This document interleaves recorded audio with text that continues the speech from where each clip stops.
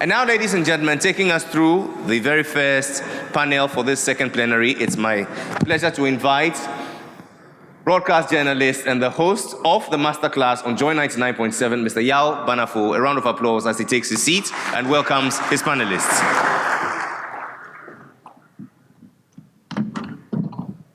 A very good afternoon to all of us. Once again, you're welcome. Thank you so much for taking the time out to be with us.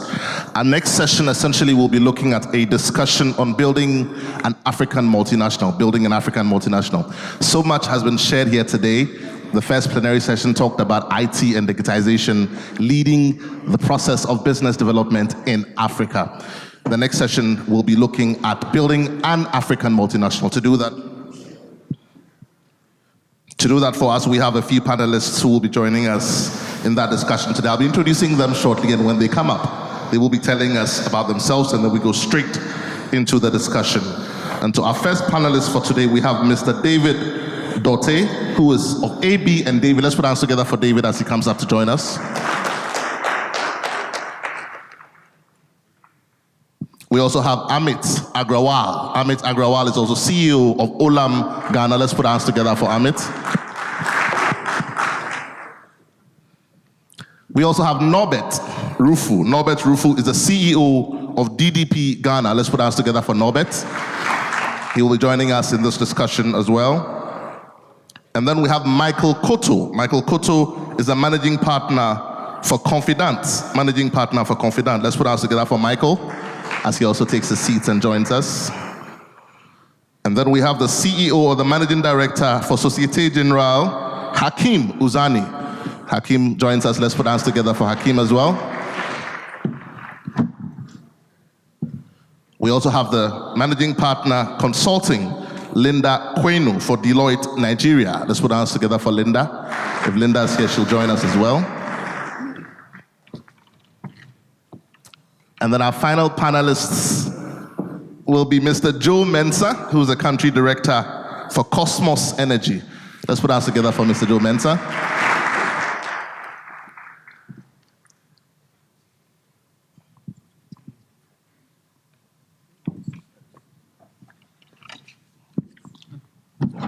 Please come and sit by me, Mr. Mensah.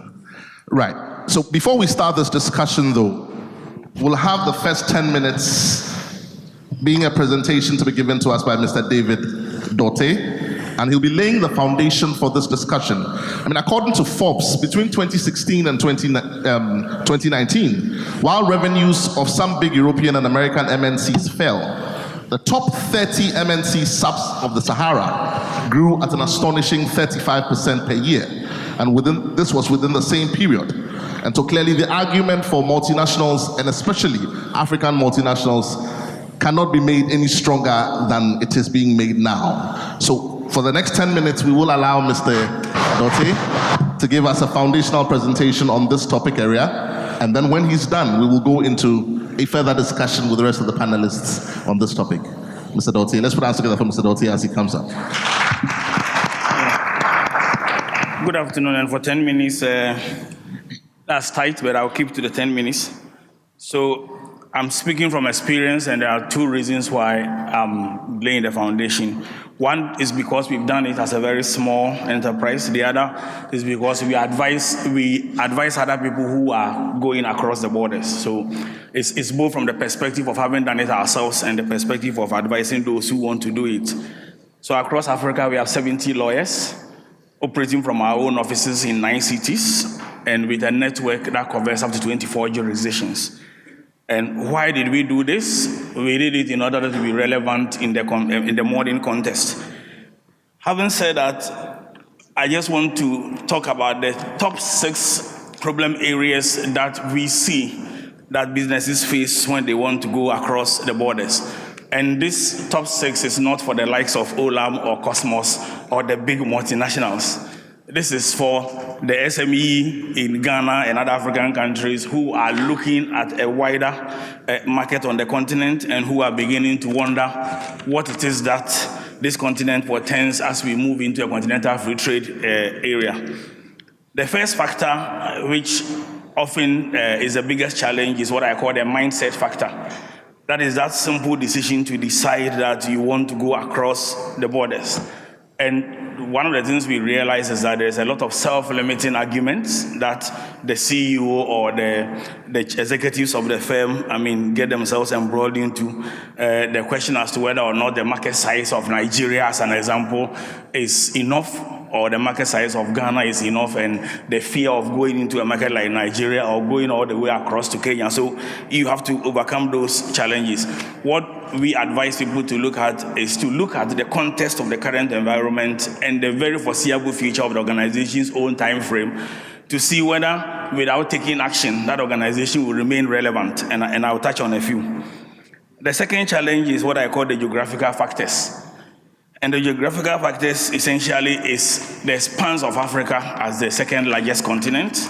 And in particular in Africa, the challenge of moving across the continent. If you want to live here to Niger, it used to be going to Paris and coming back down, or these days you can go to Askai, go through Askai to Togo, or go to Cote d'Ivoire and live. I know people who go all the way to Dubai and come down to Lusaka when they want to actually go to Zambia. So these are the second, challenge that you have to overcome. The third is language. And as we know, you are either speaking French, English, Portuguese, Spanish to some extent, and depending on the country you want to go to, language becomes a very big barrier. But aside the language, and I put all this under what I call history and culture, so the language will come from the history and culture. Aside the language and belonging to this category, are the laws which are diverse in each country. So except for the Francophone countries who have the Ohada regime, where, for example, registering a company in Togo will give you access to the same registry in 16 other African countries. In the Anglophone, you don't have that. So in the Francophone, it's much easier if you want to open in a number of countries. In the Francophone, you don't have to do that. You don't have that advantage. Similarly, you don't have that advantage in the Lusophone or the Portuguese-speaking countries, and you have to basically replicate or adopt a different model at each point in time. And that soft aspect of the influence affects how you are able to expand. Let me move to the fourth sector, which is what I call finding the right local partner, because that's not an easy thing. And if you don't get the right local partner, then you get into all kinds of challenges which make people decide not to move forward. And I have had occasion to share platform and had discussions with people like Anodekwe, and they will tell you the stories about even the expansion of companies like EcoBank and the challenges that they had to overcome. The fifth is what I call the local champion mentality, which relates to the first one, which is simply a satisfaction where persons look at themselves in the mirror and tend to overestimate their own importance in the context of the industry that they are in. And let me move to the last point, because it emanates from here. In order to be able to decide to overcome these basic challenges, and I'm sure as the discussion goes on, we will delve into it, you have to look at what is going to happen to Africa in the next few years.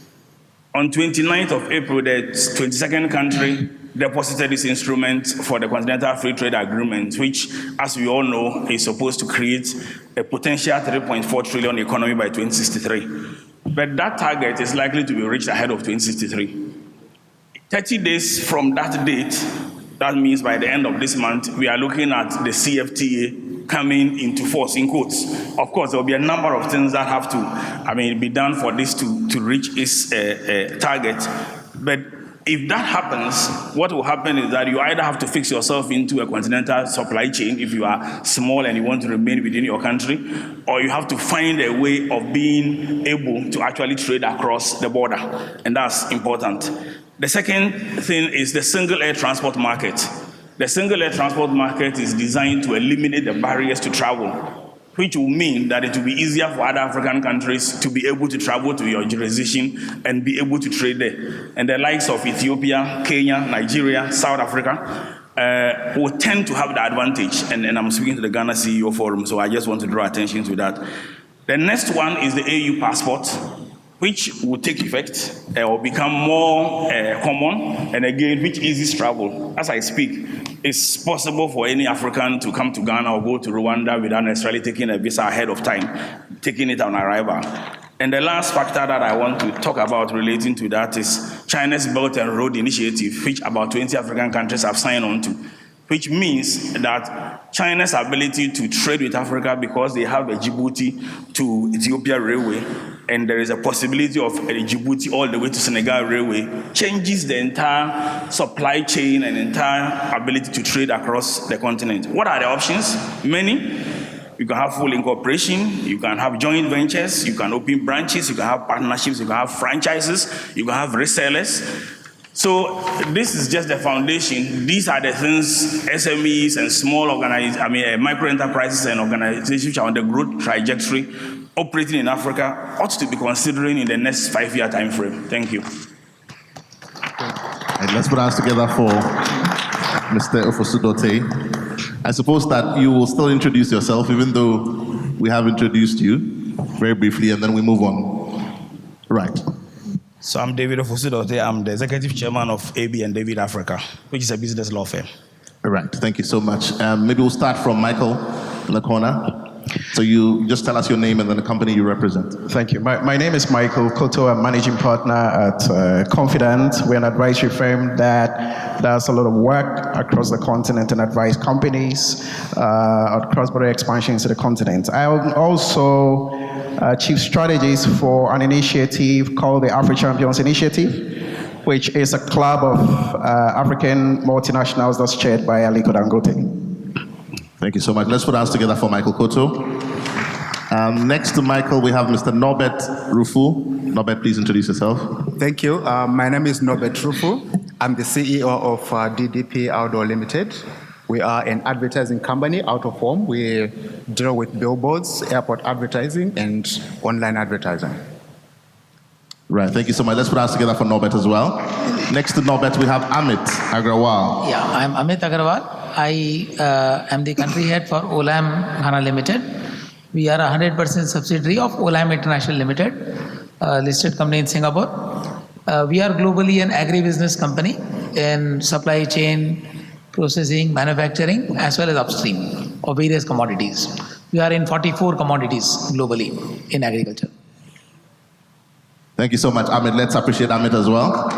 And then we have Hakim. Talk to us, Hakim. Thank you. Hakim Ouzani. I am the managing director of Société Générale Ghana, subsidiary of the group Société Générale. Thank you so much. Thank you so much. And then next to me, sir, please go ahead. And I'm Joe Mensah. I'm the CEO for Cosmos Energy Ghana. And I spent most of my adult life in the technology space before joining Cosmos. So this is an important subject that I'm very delighted to be part of. Right. Again, thank you so much. Let's appreciate him one more time. And so we don't have too much time, but the discussion essentially we're going to be having in the next few seconds is building an African multinational. Some of your companies here represent an African multinational because some of your stories started here in Africa. We're going to be looking at essentially the challenges that you've been through and the learning objectives so that they become benchmark information for a summit like this. If somebody wants to set up or has already set up a company which wants to become multinational, what are the learning points? We're going to be looking at challenges in the area of human challenges, cultural challenges, and logistical challenges as well. But a few questions come to my mind. I mean, when we talk about multinationals, obviously they start out as companies. So the main question I'd like to ask as we start is, when you started, and maybe I'll ask Amit, you'll take this question for me. When you set up Olam, this was in Nigeria, and I remember when we had that engagement earlier, you set up with $3,000, and in 30 years, you've become a $30 billion business. When you set up in Nigeria, was the objective to move beyond the shores of Nigeria originally? So first of all, I must clarify, the shareholder set up Olam, not me. I am the country head for Ghana. But yes, it's a very inspiring and a visionary case study. So while in the introduction, it was said this is not meant for companies like Olam. Olam in '89 was an SME in Nigeria. Started with a capital of $100,000 and started in the agri sector with export of cashew. And from there, it came to Ghana as the second country. And eventually over the last few years, it's gone on to 66 countries today, 44 agricultural commodities, and globally a leader in many of them. So it's a classic case of I think a combination of shareholder vision, shareholder ambition, willingness to take risk, managing it in the right manner with the professionals, and having a global outlook. So eventually, as the business started growing, the company moved to London to have a better access to global capital and a better global outlook, and eventually moved to Singapore at the invitation of the government there for some tax breaks, but equally for a strategic partnership there with the government. And today it's obviously become a global multinational. It's a good example of an African SME today becoming a large global multinational. Right, obviously. So then the question comes again, expansion and growth, because that's where we're going. Obviously, you start from somewhere and then you grow into other areas. There are different ways of growing. So you can either start out, and Hakeem, I'm coming to you with this. You can either start out by starting new companies totally in new countries, or you can buy out another company, or you can have a merger, you can have an acquisition and all of that. What has been your strategy, Societe Generale? I mean, using your example, in moving across the various countries where you are present today? Thank you. So, Societe Generale is a very old lady with more than 150 years. So, but our history in Africa also is very old. We started in Morocco for more than 100 years before ago. And after that, we have started to and continue to set up subsidiaries in different countries. For example, we are in Senegal, in Cameroon, in Ivory Coast for more than 50 years already. And fundamentally, we go to a country regarding the opportunities and regarding the outlook of this country, and it depends from a country to another. There is not one only strategy to acquire or to start something a standalone or to acquire some bank. So there are different strategies. But what is sure is that systematically, Societe Generale as a group always have the control in terms of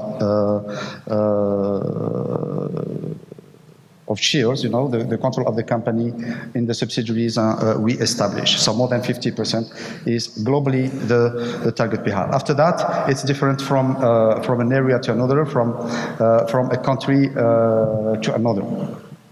Right. Then that brings me to the point of the first challenge, which is the human challenge. And again, I stay with you, Hakeem, and I'm going to go to Norbert in a bit, but just to stay with you, you are across many countries now. You're an old lady, like you said. Not you, I mean, the company is an old lady. But in terms of the human component, recruitment across cultures, and I'll be talking about culture very shortly. How have you achieved, for example, let's say quotas, gender quotas, diversity and inclusion? How have you achieved that, juxtaposing that against, the concept of merit, yes, qualification, performance? How do you achieve that? How have you achieved that balance? Okay. Thank you for that. It's quite a challenge. Sorry, Norbert, I'm going to come to you in a bit, but I wanted Hakeem to harp on this for me. Okay. I'll come to you in a bit. Thank you. Before that, just to know that globally, because of the importance of Africa, Africa, or AFMO, we say it, is one business unit of the group. What was not the case before. But 2 years ago, we created specifically AFMO as a business unit of the group, among other business units. In terms of HR, there was a very, can I say, like a small revolution in terms of how we manage the HR and the mobility in the last 6 years. I recognize that before that, Societe Generale was very like a French bank in Africa in the manner that globally, the CEOs of the subsidiaries we have were fundamentally coming from the head office of France. But it's not the case today. Today, there are many, many examples. And I will start by, for example, by me, which I'm Algerian. So coming from the subsidiary of Algeria as a CEO of Ghana. But we can take the example of the regional head of West Africa, who is from Cameroon, or we can take the head of regional risk of Central Africa, who is Ghanaian. We can take the CEO of the subsidiary of Cameroon, which is from Senegal. So 6 years ago, there was like a revolution in terms of human resources policy and mobility. And the target was to really make or promote the talents of Africa for Africa.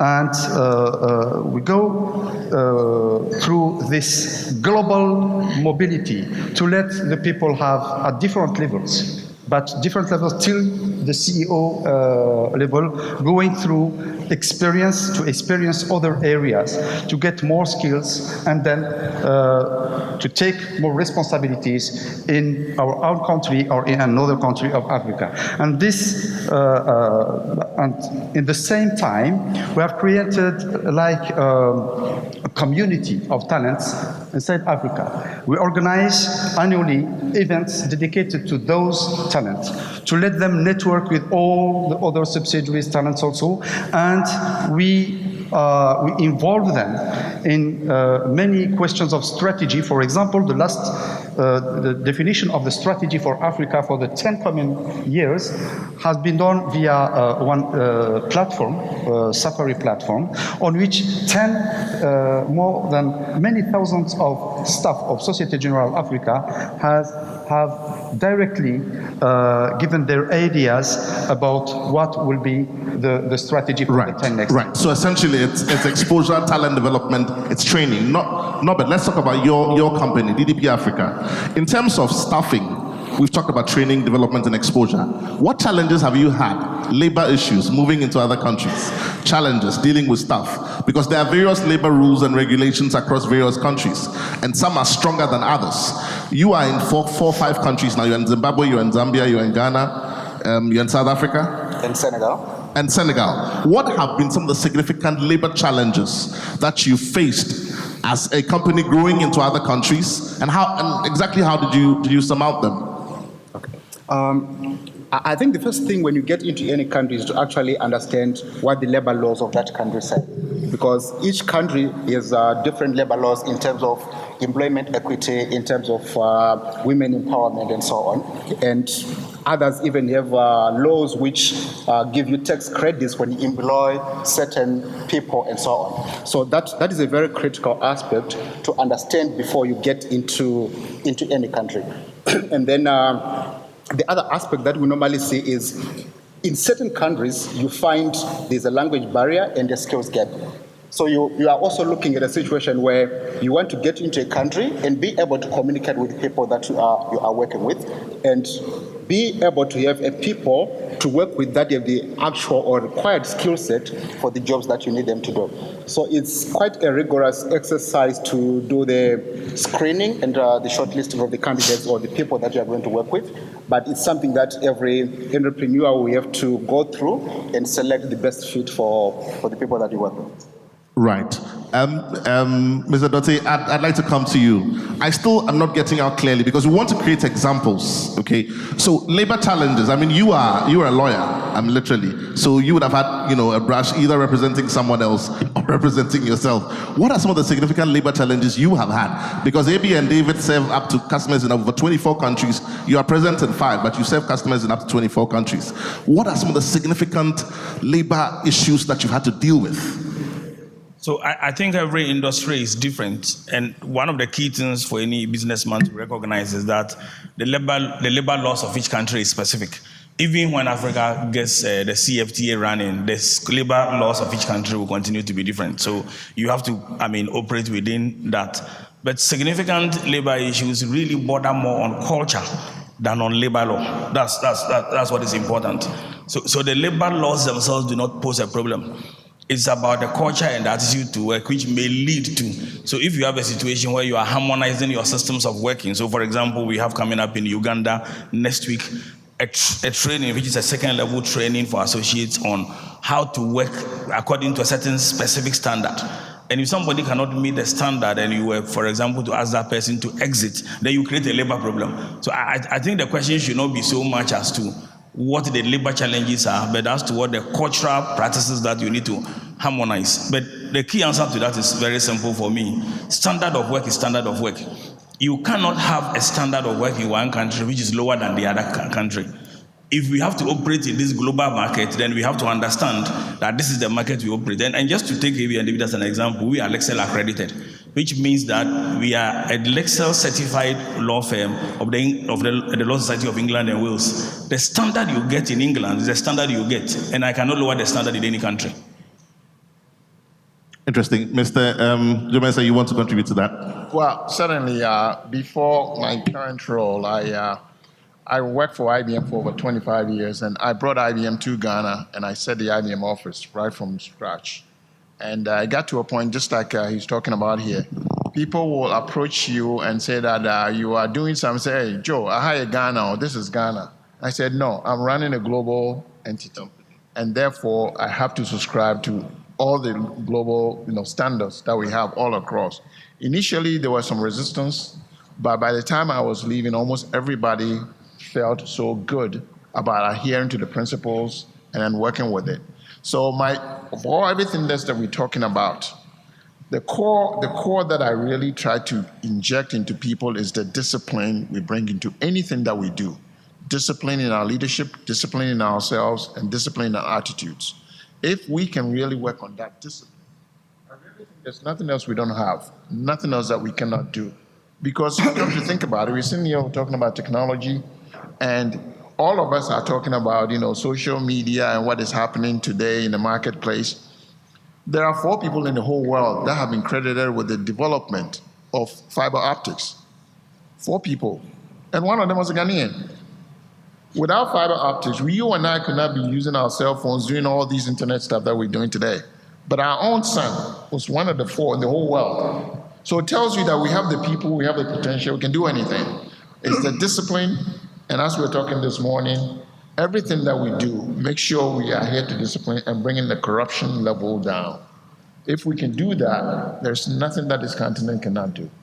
There's nothing that this continent cannot do. Very quickly, we will be going to the question and answer time shortly. Just remind us that you can send your questions through slido.com. In a few minutes, we'll be taking some questions. But Michael, let me come to you. Logistical challenge in expansion beyond your country of origin. What has been some of your significant logistical challenges? Overhead. I know that sometimes multinationals will say that think globally and act locally. And they also have this policy where they say that do what you're good at. Keep the main thing. So don't go into real estate, don't go into transport and all of that. So most multinationals will not own landed property abroad. What has been your experience? Thanks. So I will answer that question, but before I do, so it's an important point that I want to touch on, which is the issue of mindset. And I'm bringing this up because it's a Ghanaian audience. Some of the work that we've done at our firm has been studying trends and emergence of African multinationals over the last 2 decades. And increasingly, you see South African companies, North African companies, East African companies, and a lot of Nigerian companies. You don't see a lot of Ghanaian companies. My brother here has done pretty well. We know that in the last decade, companies like the defunct UT Bank tried expanding into Southern Africa and into Nigeria without success. Companies like Group Indium have made inroads in the South region. They bought companies in the UK and in the US. But overall, you don't see Ghanaian companies emerge as multinationals in the region and at par, the stature that you see the likes of Nigerian and South African companies do. I think some of it has to do with ambition. And when I say ambition, I don't mean that Ghanaian CEOs and business people lack ambition, but ambition of a particular dimension, which is cross-border ambition. Now, just to tell you a little story about how you demystify that is to look at the story of MTN. Now, we typically think about building a multinational in the sense that you first become a local champion, you dominate your local market, and then you expand, to neighboring markets and into other markets. If you look at how MTN became one of the biggest African multinationals, it wasn't because they had won their local market in South Africa. In fact, to the contrary, if you look at the story, the reason MTN ventured outside of South Africa was precisely because they were struggling to win the South African market. Vodacom had been the first mover. They had won the market. MTN came in later on and struggled to catch up and win market share. And then they decided that if we can't become the local leader, we're going to look beyond South Africa and find markets elsewhere. And they were bold in the way that they approached it. They looked for opportunities and realized Nigeria was an open market. They went in. Of course, we know all the challenges MTN faces in Nigeria today. Now, this story sort of turns on its head the conventional wisdom that you hear about how you build a multinational. You don't always have to be the biggest, most successful in your local domestic market before you can move out. And I think that for a lot of Ghanaian companies and many CEOs who are here, it's important, it's extremely important to begin to look at the African market from a completely different point of view. Within the next 5 years, most possibly, when the African Continental Free Trade Area gets implemented, it would not matter anymore whether you are a local company or a regional company, because the African market will become one market. So what matters is not whether you decide to cross the border or not. It's already a single market. And I think that the right time to start thinking about expansion, about scaling beyond borders is about now. We can talk later on about some of the difficulties, but I think the key thing for me is demystifying the issue of scaling beyond borders and keeping in mind that you don't have to be the most successful in your local market before you can venture beyond your local borders. Right, very interesting perspective there. Yes, David, go ahead. Yeah, and this mindset thing is quite important. I just want to relate a story. I was speaking to somebody who makes clothes. And I went to his shop. I buy a lot of clothes from him. And I said, "You do very good work. Why is it that you don't have another branch?" And he spoke to me in Twi. Maybe we are Misika. Now, I mean, which literally means that they will steal. steal. They will steal from him. They will steal from him. Or he will steal his money. Let me put that in quotes. So you see that there is a resistance on the typical Ghanaian businessman to expand. Whilst for the major multinationals, this is not a problem. They've overcome it. Now, we, as an example, started an office in Kumasi in 2003. And you'll be surprised to hear that a professional stole my money, as it were. If you don't, yes. But what I did was it led us to put in place systems that will prevent that. Now, if you don't understand that you need to put systems in place to prevent that, you will never expand. But I think it is changing. These days, you look around, you see the likes of this pizza, Papa's Pizza. They are replicating it. Papaya is all over the place and all the rest. We must learn from these examples as to why did they not, quote and unquote, steal their money. And without that mentality, when this CFTA happens, and it is happening, and I don't intend to frighten anybody, a lot of businesses will become irrelevant. Right, so we expand not just because it's easy or it brings gains, but sometimes also because it's difficult. And nobody ever said that it would be easy. I'm prompted at this time to take questions from the floor. Again, you can send your questions, if you have any device, you can send your questions through Slido. So just go to slido.com. and ask your question, and then we can put it to our panelists. But while we're waiting for the questions to come through, Amit, we spoke a bit about this thing about logistics and culture. So we're talking about culture, and I remember, David, when you were talking, you also spoke about culture. How has the issue of culture for you, growing over so many years in so many countries, featured, and what experiences do you have to share? Yeah, that's fairly interesting because most companies will tend to have a distinctive culture, and Olam too has one. And as we kept growing across countries, and as we also kept acquiring businesses, this is one of the challenges we did face on how to get people on the same page in terms of the company's operating style, the spirit, and the culture. There is no right or wrong way in it, and there is no easy way around. And we also found that we can't win all. So eventually, we realized we had to make choices. We had to offer people an exit where they couldn't fit in. But we realized that our culture, the Olam culture, is very distinctive. It's based on entrepreneurship, ownership, hard work. We felt we didn't want to let go of that.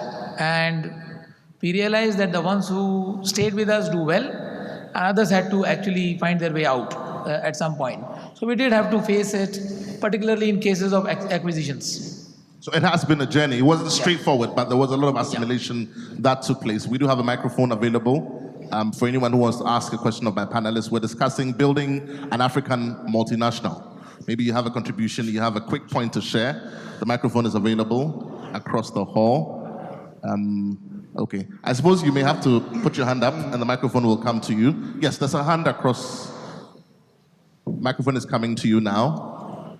We only have a few more minutes, so if we can make it very brief and straight to the point. Thank you. Hi, my name is Elizabeth. I'm with Junior Achievement Africa. And thank you for your brilliant presentation. It's been really insightful to hear all of what you've had to share. My question is to Mr. David. I won't try your last name because I might butcher it. I don't want to do that. My question is about the free trade agreement and all the discussion that has been had about the African Continental Free Trade Agreement. How do companies that have the aspiration to grow overcome the challenge of multiple currencies on the continent? You talked about language and you talked about other barriers and opportunity. What about currency? I mean, the currency of the free trade agreement is going to be the dollar. So, I mean, there will be a single currency within which you trade. I mean, it's as simple as that. Michael, unless you want to... Yes, there's currently a major initiative being pushed by the Afrexim Bank, working in partnership with almost all the central banks in the continent to build a major exchange that will make trading a lot more easier in local currencies. And it's a settlement platform, you know, a clearinghouse they're building. So you can trade in local currencies, and then at the end of the day, there'll be a settlement mechanism that will take care of it, you know, back end. So it's a major initiative that's been rolled out. Let's hope that it works as it's planned. But if that works, it should make things a lot easier. However, other companies have done it in the midst of all the difficulty, multi-currency, difficult, complex terrain. And so whilst we seek easier solutions, I think the key thing is to look at what the current best practices are. And I think a lot of the banks are beginning to be more flexible around how they support businesses that trade within the continent. There are many banks now that have multiple country subsidiaries. EcoBank, for example, is about 36 countries in the continent. You know, UBA, 20 plus, Standard Bank, you know. So it's a lot easier to work with one of these banks that has multiple branches in many of the countries in the continent, and it makes, you know, working with them a lot easier. Right. Sorry, go ahead. Yeah, go ahead. Just on the banking side, what is important? So you know that the currency is. Okay, so Hakim, I've got a question here. Maybe I'll ask that, and then you answer that as well while you contribute to that. This one is anonymous. It says that one major showstopper in building an African MNC is access to funds. So while you answer her question, if you just tie that in as well. To access the funds. Access the funds. Access to money. Access the money. Yeah, and it's our role, not just our. No, just quickly, just to say that on the Carissa side, the role of the bank is just to adapt to the regulation, to the local currency, the other currencies, and to provide our customer the solutions they could need in terms of hedging, etc. And on that, there are many different solutions. Instead, we know that the volatility of a currency, for example, could be a problem, but there could be some solutions on that. In terms of access to financing, depending on there are many categories of corporate. There are individuals. The banking sector and as Société Générale, we are serving all those categories: individuals, professionals, SMEs, and big local corporates, multinationals, and even the state and the government.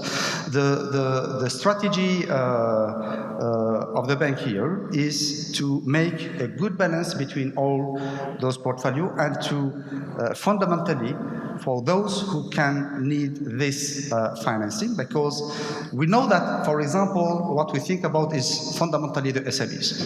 And we have built recently this business SG home of business dedicated to the SMEs to access some advice, and after that to be able to accompany them. And in our ambition for 2022 is to finance about 700 million Ghana cedis for the SMEs in Ghana. But there is not just the SMEs who needs money. Even the big corporates needs money, even the government needs money, and the importance is to be there to have this capability to find and to structure financing for each of those actors. Right, I've got another one here.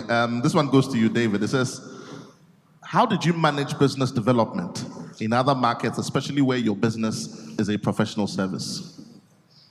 The principles of business development is almost the same everywhere, except that you have to contextualize it locally. So you don't have to necessarily, plug and play and say the relationship building you have in Ghana is necessarily the same as relationship building in Zambia or Botswana, for that matter. But principles of business development, including networking, and especially for a law firm which is not allowed to advertise, the ability to attract, business becomes very, it's a dicey issue. You need to know the rules without breaching, as it were, the laws of the land. But I think we've managed. You need to understand the context and the culture. Yeah. Norbert, this one is coming to you. It says, is it ideal, again as anonymous, is it ideal or advisable to appoint an indigene as a CEO in the startup stages of branching out? I would probably say it really depends with each business. But what's more crucial is not really who is appointed, but what kind of structure the organization has in terms of the reporting, in terms of the overall management, in terms of how much authority you give to this person. If you go to other countries like the Francophone, for example, you have to appoint somebody who is local, who is like a general manager there, whom you probably, in some cases, you give full power of attorney to run the whole business. So in terms of expansion, you need people you can trust. But above all, you need proper structures even before you start the expansion. That way will safeguard against anything. Right. I can add to that. Cosmos Energy, was a company that was formed in 2004, came here and discovered oil in 2007. And so 100% of Cosmos' revenue was coming from Ghana until last year. We went into Equatorial Guinea, Ivory Coast, Senegal, Mauritania, and Sao Tome. And ever since its inception here, they've always had a foreigner as a head of the organization until I came in 4 years ago. And based on what we have done over the 4-year period, senior leadership now decided that that is the template that we should use for almost all countries. So now every country that we go into, it will be the national of that particular country to be the head. Because chances are, talking about the culture that we talk about, you need to have the local nuance and also the international piece. When you have both of them together, that's when you can navigate back and forth to be able to help drive the business forward.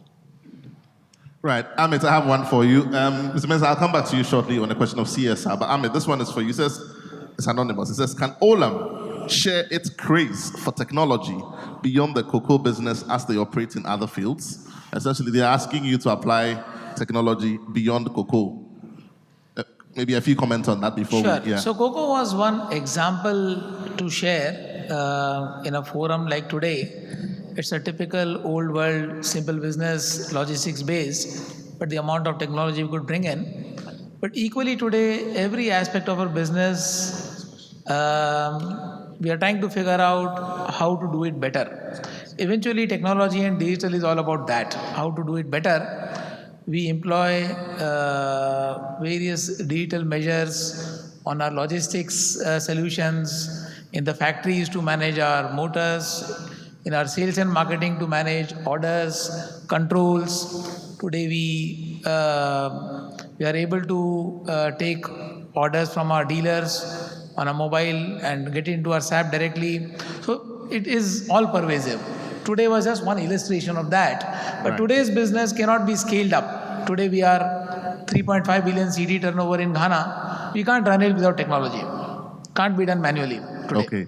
So the answer to that question is that the craze goes beyond just cocoa. Today's example was just for cocoa. Okay. Very quickly, Ms. Jomensa, CSR, giving back to the society. You're in oil and gas. I know about the KIC Agri-Tech Challenge, building businesses. Share a few comments on that. What is the place of that in the development of multinationals?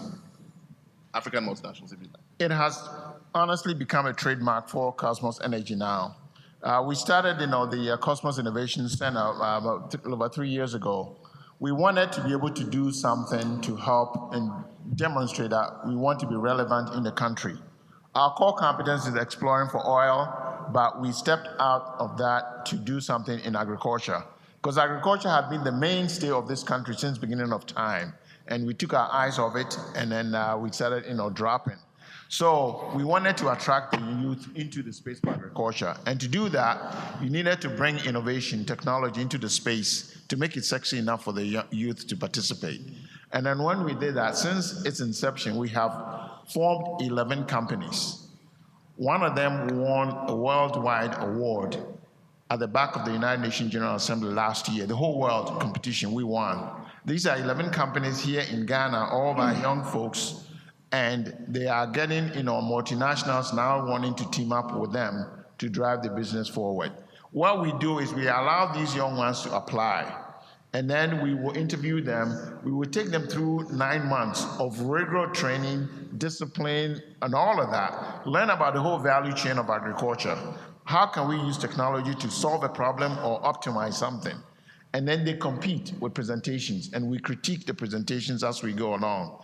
And then the last 2 or 4 that will be standing, we invest about $100,000 in it to put them through 12 months of incubation. After that, they have a business to run, and they are employing people. So that's what we do in CSR. Right, I have had the privilege of meeting some of the companies that have come through your program.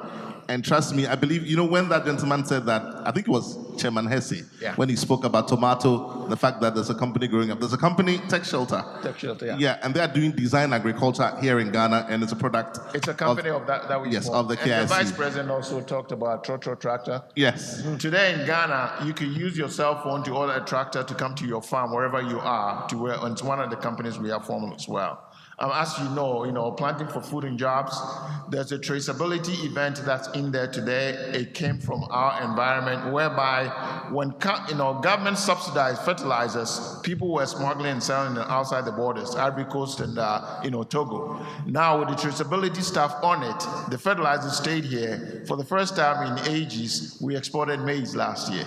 So it tells you that something is working. Something is working. I've got a last question for you, David. This one says, it's from Peter Corti. He says, multinational companies have been accused of tax avoidance.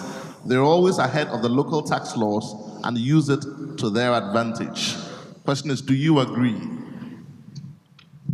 I think companies just nobody likes to pay tax. That's a fact, not even individuals. So if you can, within the law, try and, as it were, maximize the advantage you can take. I'm sure what Professor Peter Kote is talking about is the prevalence of transfer pricing, where a lot of multinationals who are operating on a number of African countries tend to get one company in one country to do the management service of another country and do, inter-party transactions for that matter. To the extent that they are complying with the transfer pricing rules of the Ghana Revenue Authority, as an example, or the transfer pricing rules of a number of the African countries. And remember, these days the transfer pricing rules of the OECD is beginning to get prevalence in a number of African countries. So I think even for those who are doing the wrong thing, they are currently, as it were, facing challenges. But I don't think many people go out deliberately to simply flout the law, but they rather go out to take advantage of the law. What I would really recommend is African countries should tighten the screws, as it were, that enables these people to escape at the moment. And apart from that, the corruption is an aspect. There are times that revenue authorities close their eyes to the fact and let people get away. So we should tackle that aspect as well. Right, we should tackle the corruption aspect. Final takeout. Michael, few seconds. Final comments. Okay, so I want to talk about the importance of government support in helping build multinationals. And again, to be more specific, Ghanaian multinationals. It doesn't just happen. It takes a lot of effort, financing, sometimes diplomatic support, to help your companies succeed in other countries. And I think that we would need to see a little more support from the government. I think a few years ago, we saw an announcement by the Minister for Business Development to help create a number of Ghanaian multinationals before the end of the first tenure of the president. And I think it would be good to act on that. But it's also important for Ghanaian companies to, whilst they're waiting for government support, also appreciate that you can go it on your own. And you can go it on your own, partnering other global companies. The likes of Olam, who have made it, and they can support a lot of local Ghanaian SMEs and carry them on their shoulders as they're going beyond borders. So the integration of local SMEs into the value chains of bigger multinationals is one very viable strategy for expansion. And that's where you get contracting and subcontracting. You work with bigger multinationals in other companies. If you are contracted to do work for one big multinational in one country and you do it very well, you could probably end up getting a contract for 5 other countries, and then you get expansion, through by standing on the shoulders of giants. So we need government support, but we also need the SMEs to explore, to be more ambitious. And I would like to call on the organizers of this program. Perhaps I looked at the awards ceremony this morning. It wouldn't be bad to, starting from next year, have an award for a Ghanaian multinational. So we can encourage Ghanaian SMEs to begin to think more ambitiously and scale beyond borders. I'm sure they've taken those points. Maybe in 30 seconds, Mr. Mensah as well, take out points for today's discussion. Sure. And then we round up. All right, the point I will raise is that there's a fast pace in terms of the advancement of technology, and globalization and multinationalism takes no prisoners. It's a people, a nation, and a continent that really holds itself captive by not really adhering to the right principles to drive businesses. And I think once we step back and do that, be disciplined, hardworking, the future will be bright, and we just have to do things right. Hakim, you want to say something? Now, just if I can, I would like to really encourage the CEOs of companies of Ghana to don't be afraid about, if any, Pan-African development. If you have succeeded in your country, you can succeed in other countries. And after that, everything is question of vision, of means, of accompaniment. We are here to accompany them, but the principle is that to have this target, and fundamentally I'm convinced that all the companies of Ghana could be tomorrow, as we are, as others are already, the big Pan-African companies. Thank you so much. Let's give a resounding round of applause for my panelists. This has been the discussion on building an African multinational. Thank you so much. Let's keep appreciating them as they resume their seats. Thank you. A round of applause for the moderator, Mr. Day1 Panel3 and his amazing panelists for a yeoman's job. This afternoon, we're joined by Silver Star O2, one of our amazing sponsors, and they have some goodies to give away. Some amazing prizes which would be given as a result of a raffle which will take place in a short while from now. Can I please ask that the vase go round? If you have your complimentary card, please drop one in it. And as you do so, you never know, you may win for yourself the latest Formula One Lacoste as worn by our very own Lewis Hamilton. You could also take away one free service of a Mercedes-Benz vehicle. Don't worry, even if you drive a Toyota, if you know somebody who has a Mercedes, you can pass it on to him. And finally, ladies and gentlemen, the ultimate prize for this afternoon is a visit to the Mercedes-Benz Museum in Stuttgart, Germany. You don't want to miss that for anything at all. So please, do well to drop your cards in there. In a short while from now, we'll have the raffle and announce the winners. The Oxford Business Group has for many years been part of the success story of corporate Ghana Today, they come as partners with a very compelling offer. They ask that we all sign up, and ladies and gentlemen, you could win for yourself 1 year's free subscription. So please do well and visit their stand, and you'll be glad you did. As a way of collating feedback on the experience this year, Firmus Advisory is a business consulting firm providing services in business compliance, market research, and trade development. And they have engaged the organizers of this summit to take feedback from you, our CEOs and participants, to help inform the future program outcomes. The team will be coming to you with their tablets, and ladies and gentlemen, please lend them your necessary assistance by granting them audience and making this experience all the more worthwhile. Please give them your very unbiased feedback, and they'll be glad you did.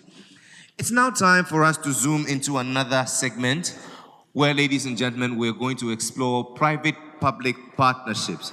It's my pleasure to invite the moderator for this session, yours truly, Mr. Inshira Adu. A round of applause.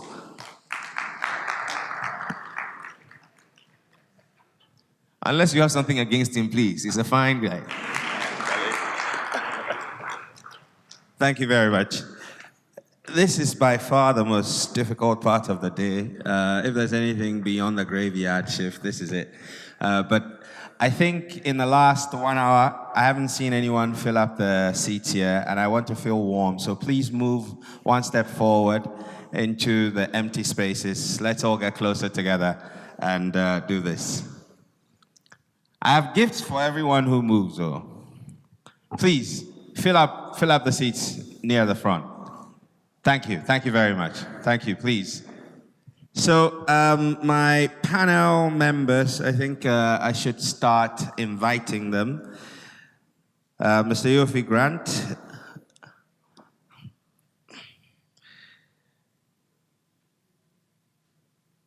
Of the GIPC. Professor Peter Korte, Head of the Economics Division at the College of Humanities, ISE, right. Mrs. Jemima Owari, Registrar General.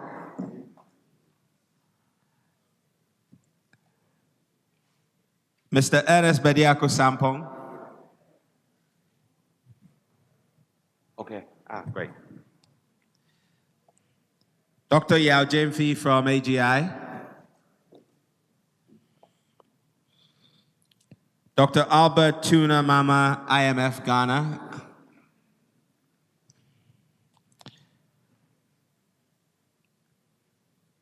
Do we have a representative for Mr. Keno Foriata?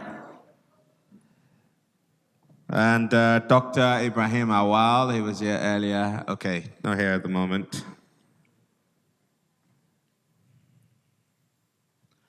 Mr. Stephen Asamoah Boateng.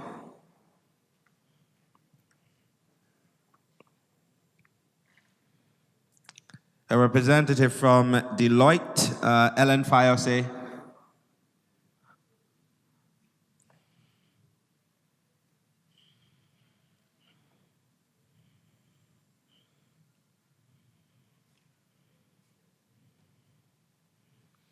Do we have the president of the Ghana Chamber of Commerce?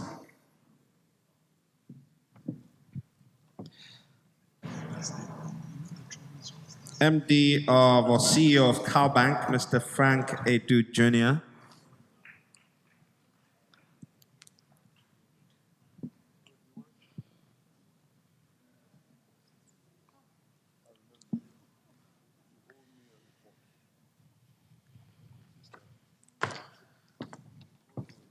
See, God works in mysterious ways. I was hoping that all the seats would be taken, so I get to stand. But ladies and gentlemen, thank you very much. This is the very last panel, and the brief is very simple. So according to data, our economy is set to grow, and economies tend to grow when the private sector does good, efficient business off the back of the foundations laid by the public sector. And but the growth that has been projected is going to largely be based on how well our oil does. And I quite remember one time I interviewed a former minister of finance, and I asked him why his projections were based on the $52 mark, and he was still telling us things were going to be good, because at the time the prices were dropping rapidly. So it creates a certain level of uncertainty. If prices go down, then your whole projection is out of whack and you have to start all over again. But oil is not the only part of the real sector that an economy can thrive on. And what I'd like to achieve with this conversation is to get a sense of where you think government and business can come together on the foundation of technology to drive this economy forward. I'd like, first of all, to start off with Mr. Ernest Bediako. And this is largely because over more than 2 decades, you've grown a pharmaceutical business that has gone beyond trading into manufacturing. Has the environment you started maybe 25 or 30 years ago, would you compare to today? Would you say that the business environment is far more conducive now than it was before? Because when you started, we didn't have that many local manufacturers in the space. Yeah, I think so, because years back, there wasn't too much competition. And for me personally, competition has forced me to, grow my business. We started as one shop at Tema. Now, we already have 2 factories and putting up a third one. The need for more products at the same time as more players come into it, we are forced to think quite big. I also think that there's also the opportunity to grow, because there are certain products that we import. There are certain products that we import, but I now realize that there's the need to manufacture them now. So that has given me some sort of objective to set. As we speak, our third factory is to manufacture both parenterals, and at the same time, there's the need for more of the products to be produced locally. Mm-hmm. Government had also put a ban on certain imported products, giving us a bigger access to market. So these are things that have allowed or forced us to come out in a bigger way. Thank you very much. Now, there's something you just mentioned about certain specific products being barred from entering the market, thereby giving you a certain advantage. I'd like you all to think about this concept of protectionism. We operate a free market economy. Some say it's not great for us, but there's evidence that suggests that a certain level of protecting your local economy, thereby transferring ownership to your people, is something that should be encouraged. And I would like to get your thoughts on that generally. The next set of questions would be open to everyone to participate. But Professor Korte, if competition has driven Mr. Bediako's business to grow. Sometimes competition doesn't help others, but he's risen to the challenge and he's pushed himself and done what is required of him. Competition generally for a market like ours has not been very helpful. A lot of local businesses complain that when they go to market, there seems to be a lot more advantage for the businesses coming from outside of our space than they do find for Ghanaians. Where do you think we can make the right strides in ensuring that there's an even playing field for Ghanaian businesses to grow?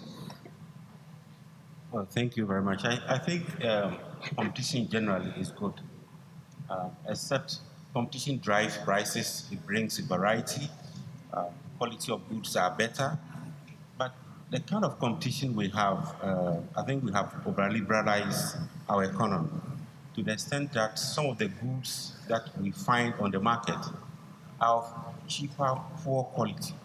And that for me is where the problem is. Yes, we can protect, but not every commodity can be protected. Some of the cheap products that sometimes can be harmful to human consumption. Let's take poultry, for instance. Some have very high fat content, and that's where Standard Board comes in. That for some commodities we can liberalize, we can introduce competition. But let's ensure that when there is competition, the quality is at par. And I think that will drive up the local production as well. Where there is a need to intervene or protect, we can. A lot of the commodities we find are protected. Tomato from Italy, most of them, there's protection. Rice from Japan, the USA, most of these advanced countries have protection inbuilt in there. So certainly we cannot compete at par, and we need to prevent what we term in economic jargon, dumping. Actually, we have a lot of dumping in our economy, and it's a strategic. Once we continue to supply those cheap products on your market, local product producers phase out, and eventually they take over the market. So I think there should be strategic intervention, but once we can continue to allow competition, but strategically, it's not every commodity that we should allow in because there is trade liberalization. Okay. I'm glad we've painted this picture, and I want to zero in on the essence of this particular dialogue, which is that we're looking to find a structured public-private dialogue as a viable process for creating a certain institutional framework that enhances our business and the growth of our economy. In 2017, we were doing quite okay on the Doing Business Index, and we just slipped, I think, about 18 or 12 paces down. We're back at 114, which is still not an improvement on the 108 that we had then. There has been some strides in remedying some of the things that would help us achieve that. But I would like to hear from the entire panel, and right from Deloitte, from Mr. Edu, from the banking perspective, from UOFI and everyone else. We have made some strides, but what do we have to do? If you had to list 4 critical pillars that we need to focus on to improve doing business, the ease within the country, first for the Ghanaian businessman, and then for anyone else who would like to participate in this economy. Do you want to start? Yes. First of all, I think you need to understand the ease of business ranking. It's not a point system, it's a ranking. So if last year you were number 10, and in the course of the year you didn't do anything at all, but you had peers behind you who did a number of reforms, they are likely to overtake you. So I think that perspective needs to be understood, because if you're 114 before and suddenly you find yourself at 120, it may be that those who were behind you had made more changes that gave them a higher standing on the ranking than you did. And I can give you an example where last year Ghana rose from 120 to 114 on the back of 3 reforms. Nigeria registered 10 reforms, and they moved quite a number of notches up, but they were still way behind Ghana. So it's a relativity game. It's not absolute. Like you said, we haven't moved from where we were in 2017. It just may be simple that other countries are reforming quicker than we are. And that is why we've dropped and they've moved up. So in a year, if you did 3 reforms and a certain country right behind you did 4 reforms, it's likely to overtake you. So I want that perspective to be gotten right. It's a very fair perspective to have, but in the spirit of globalization and the things happening around us, if you slip or stay where you were 4 years ago, it means that you're not running as fast as the field is. Absolutely. And you admit that we did make some impact, 3 reforms. Yeah. That will not necessarily be all the reforms that we needed to make to improve the ease of business. Absolutely not. So what would you say 3 or 4 critical things that have to happen now in this economy to ensure that Ghanaian businesses are able to do better business and contribute to the growth of this economy? It's a very good question, but once again, I think I need to bring clarity to how that whole process works, because there are 14 indicators that enable you to climb up or down.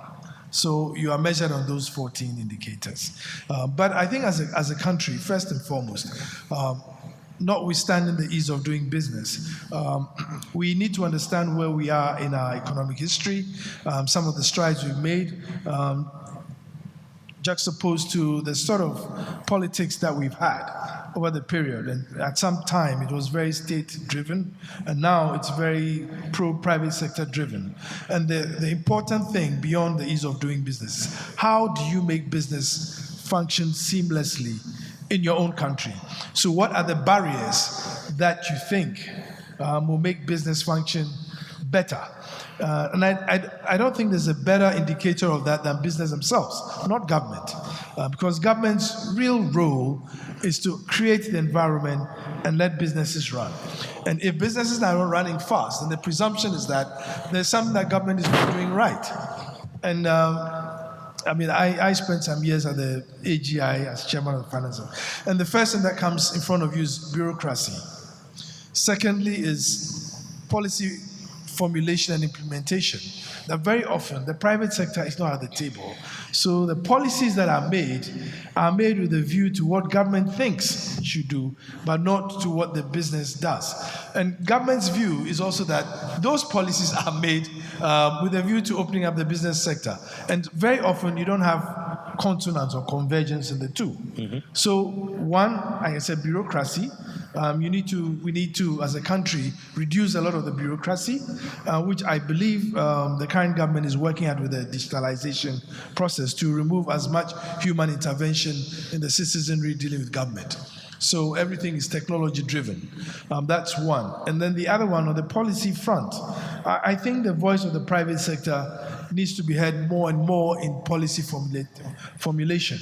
And I like to liken it to some terminology in technology where you have something you call sandboxing, where you want to try something, you isolate it, try it first, and when it works, you take it out to the market. And I think maybe government needs to take a sandboxing approach with policy to test. But the difficulty, of course, is that when you're in a competitive politics environment, everybody comes with this idea of how to run the economy. And so they may differ from government to government. Some may be more pro-statism than pro-private sector. Now, the third is how deeply do you engage your private sector in government business? And a case in point where this is found wanting is in the technology and digitalization space. And I must concede that government has made a lot of strides here right now with a lot of programs taking place. There's a lot of private sector intervention. But I dare say that government needs to do more. Now, the reason why you have Silicon Valley and other places thriving is because the American government itself looked to Silicon Valley to produce solutions.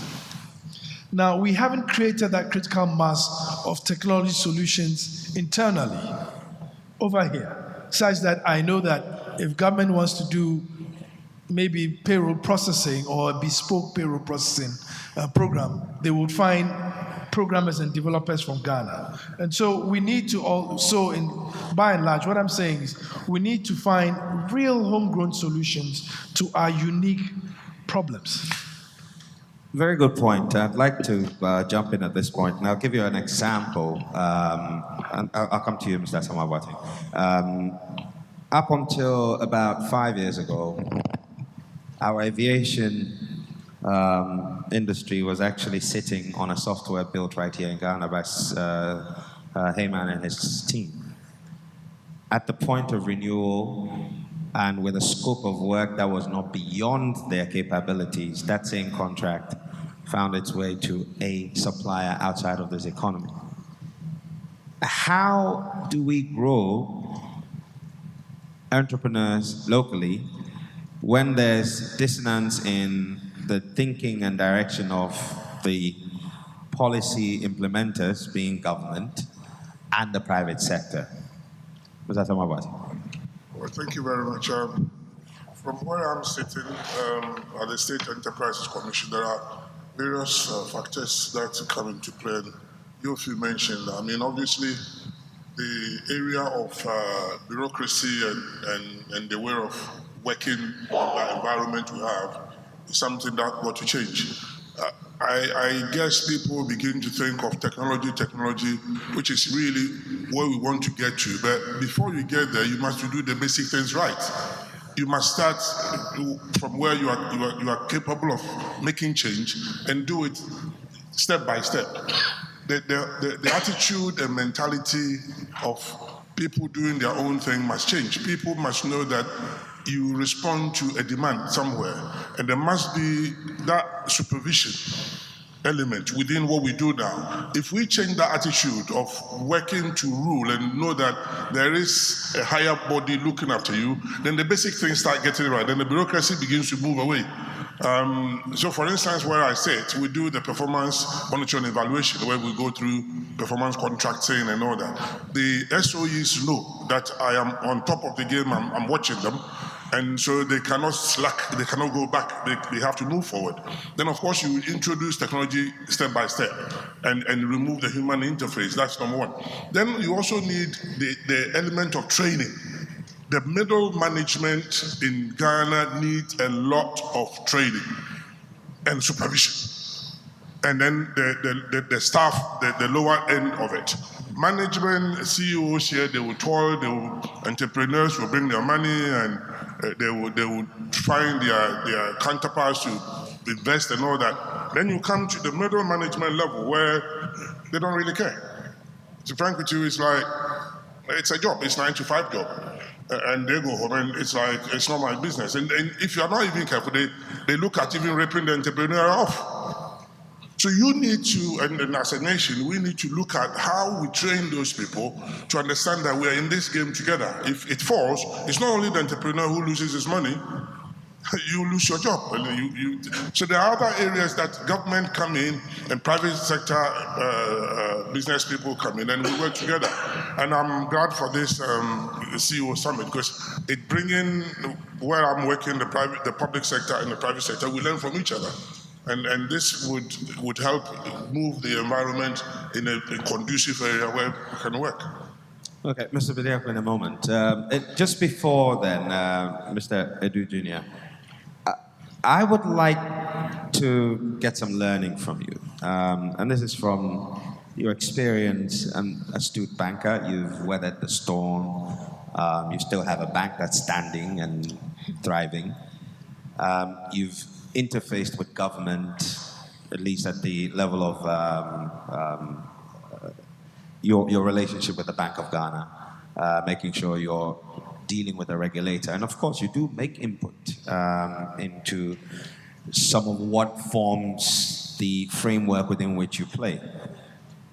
What key lessons would you say we can borrow from and apply to ensuring that going forward, government and businesses can work better to ensure we're growing local giants? Good afternoon. Thank you very much. I think that if the private sector was going to wait for government, nothing would happen. So as far as I'm concerned, even in the financial sector space, you do what you have to do, and if the government the Bank of Ghana call you and say, what is it that you're doing? Pretty much that's the way it's got to go. Otherwise,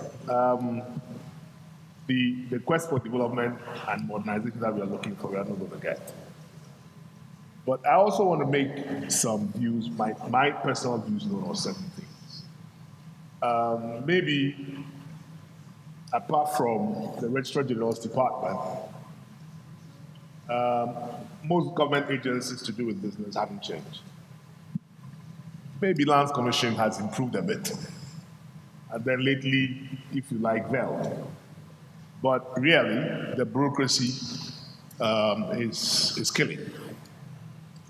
Enforcement of contracts is a nightmare. You know, it really is very hard to do business in this country. And then for the governor was talking to me 2-3 weeks ago, and he was expressing his frustration at the slow pace at which the receiver was working in the case of the consolidated banks. And I laughed. And I said, well, now you understand why we speak about this process. Why, when a loan goes into default, it takes 5 to 8 years to recover, and yet the taxman wants to tax us when we haven't recovered, and we are not getting any protection from you guys. So everything in the system is almost moribund. It's as if we are working some antiquated, anachronistic system, you know, and hopefully this whole thing of digitalization should help us progress. But if the private sector wants to progress, we should progress in spite of government and the establishment. But you raised some very key things. The issues of breach of contract, commercial courts. A few years ago, they had to use ADR as an approach to resolving things. That's changed. They go to court now, and so things are dragging compared to what the policy and the normal thing used to be. You can't thrive as private sector if you have a bottleneck such as this, because you can't enforce a contract if you don't go to court. So it's a bit of a catch-22. In some cases, I can understand that you'd be able to lead and have government follow and then come to some kind of a compromise and regularize things and make it work. But where at the very foundation of doing business, where your investment is at risk and you're not sure that you can enforce your contract, how do you push government to get its act together? Advocacy. Okay. Continuous advocacy. And I think it happens quite a bit. And you can talk as much as you want. End of the day, whatever it is you want, whether it's in a policy directive from government or it's in an LI or an act, you end up at Parliament and you have no control. So you can do all the advocacy, but you then also have to do a lot of lobbying. But one other problem which we must face, and it's not new, is corruption is a serious matter. Corruption is the bottom line, basically. You just segued into my next point, which is systems versus people. And I'd like to start off with Ifwa Sarpong from the Registrar General's Department. Under the Business Enabling Environment Program, there's been some improvement in terms of introduction of technology, the online registration portal, and all of those things. But it is often said that you can change the system, but if you don't change the system that runs the people, then you've not done anything. So there's still queues outside of the Registrar General's Department. In your estimation, is it about changing systems or about changing the people? It's both. I think it's both. I know what you're talking about the queue recently. That was because we sent out messages reminding the business community that they need to also fulfill their part of their obligation. Which is to file. Right. businesses would incorporate 10, 20 years. They don't file returns. They don't update the registrar with, updated and current information, which we need to give to the business community. If a businessman decides to do business, the first place they want to go is the Registrar General's Department to find out, is this person that I'm trying to do business with, is this person credible? Is he trustworthy? Is he current? Businesses rely on those information. That's why there was that queue, because they all rushed and they were all trying to avoid a penalty.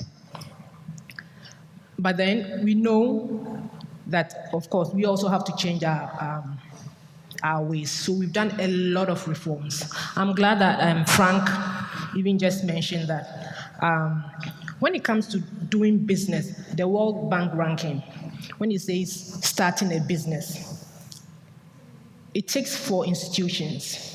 It takes GRA, it takes Registrar General Department, it takes the local, municipal, and then metropolitan or district, and then it takes SNIT. So these are the 4 components.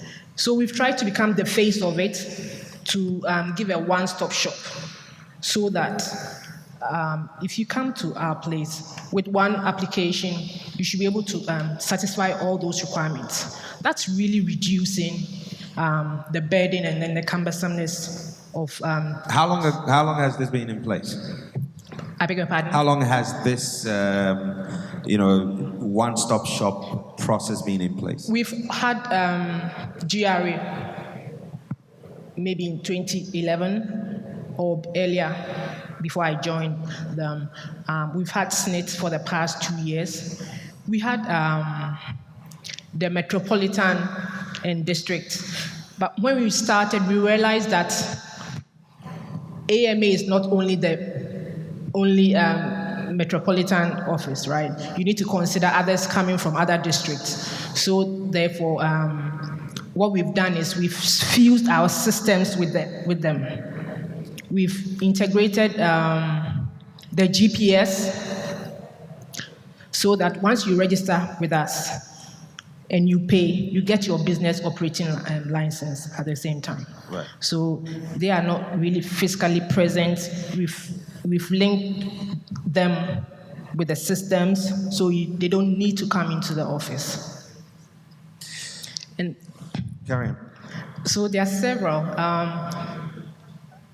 And then also, one of the important things is the legal framework. We've reduced we've taken out a lot of cumbersome procedures like incorporating the incorporation certificate and your commencement. You get it at one time. And then recently we've passed the law that would come in. The company's bill has been passed into an act this past 2nd May. And once this is operational, most of the bureaucracies will be lifted from it, because as you know, the Companies Act that we are using right now is from 1963. And therefore, we're operating on those principles, I may say. But now we know that things have evolved. There's transformation, there's digitization. The world is moving very, very fast, so we have to come into the future. So this Companies Act that has been passed is going to be the basis for a lot of the reforms. Okay. I will bring in Mrs. Ellen Fayose at this point, and I deliberately left you. You work with Deloitte, and so I'm going to deploy you as some sort of a clairvoyant or someone with the eagle eye. You've seen several jurisdictions. You have different indexes that you can compare and kind of give us a perspective of how others are doing it.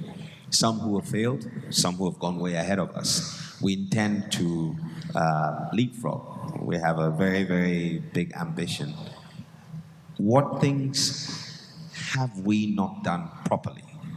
And what should we be doing, especially where it comes to government's interface with the business and the private sector and the deployment of technology? Thank you very much.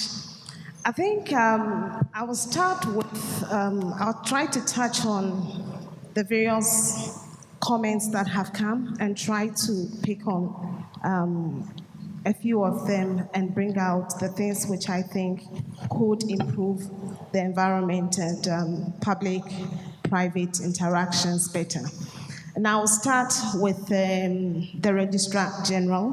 I think a lot is going on recently. I mean, you find that we have moved on. Things are now faster than they used to be. But one thing that I think should be done, and which you find that in other jurisdictions are done and it kind of facilitates the entire process, is communication. So we get lots of inquiries from out of the country, investors who would want to partner with local entities, investors who would want to come and set up on their own. Most of the questions come and you realize that some of these things that are being improved are not open there for them to identify with. This is what breed what all the corruption and other things are about, because if now you have a one-stop shop to register and carry through the process, and there is no visibility to it, you find that the systems would have been improved to enable the process be facilitated faster. But then, because there's no communication and the mindsets of the human resource which are using these systems which have improved have not also been changed, you get the situation where the platform is created for certain things which are now faster to still be delayed because of inefficiencies that are still created in the system. So that is one of the things that should be looked at. The public sector has a big role to play to facilitate businesses, because businesses will definitely run on infrastructure. They would run on utilities, they will run on the various transportation systems and other things in place. When these things are not there, it kind of adds to the cost of production. You find that private sector is trying to boost their businesses in every way, but the bottom line is it comes to the equation of what goes into what is coming out of your production, what your cost is, and that is what falls through to the bottom. Everybody is looking for profit, and that is why they are doing business. So if the infrastructure provided by the public sector is not adequate, it increases the cost of production to the private sector. And that in turn stifle them and not make them be able to move at the pace that they have to move. So there are a number of ways where public sector could facilitate interaction with the private sector. Mention has been made of advocacy, more communication, interaction between the public and private sector, because it seems that in certain situations you find public sector is driving things, they are doing things all right, but how do these things feed into the private sector operations? Mm-hmm.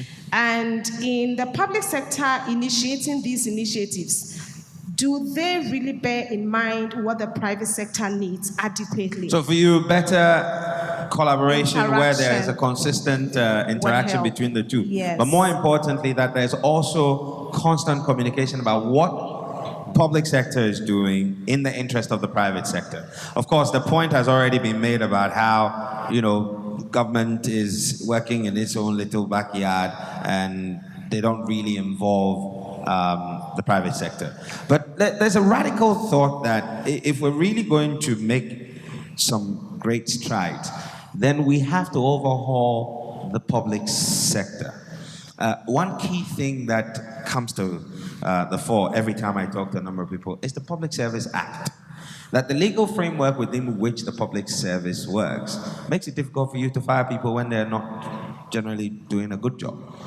I don't think you would like that at your workplace, Mr. Bediako or Mr. Vijay. Yeah, actually, I think the fundamental issue is for people to change their attitude to work. But the work can make them change their attitude. Because if you're broke, you'll do a better job next time.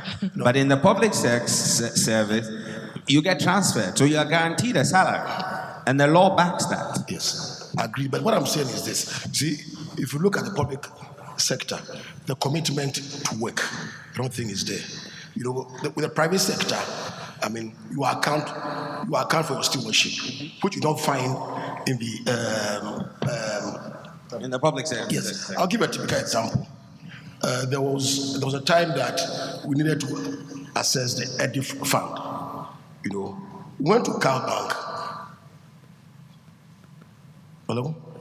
Carry on, please. Sorry. We wanted to assess the EDIF funds. We went to two banks. You know, we went to two banks. One bank didn't look at our request at all because it was, let's say, a public sector bank. We went to Cal Bank. I mean, they followed up, and then were able to assess the funds. So after a year or two, the public sector bank came.